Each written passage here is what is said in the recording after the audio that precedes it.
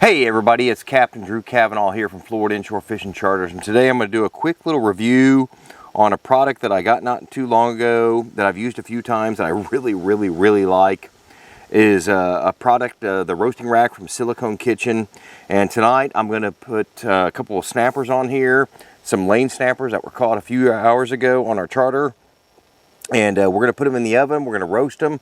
I got two of them. I got one here, got another one right here.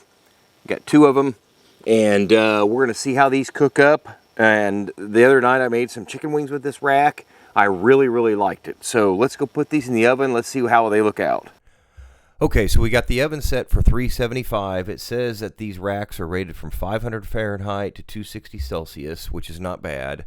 One thing I like about using these, like I did with the wings the other night, is that nothing really stuck to them. I mean, a little bit. When I'm cooking something like this fish and I'm putting it just in the glass, it sticks to it.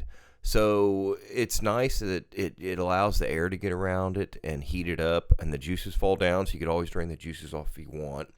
But put it in the oven, and about maybe 35 minutes later, it comes out great. I mean, look at how well the fish came out.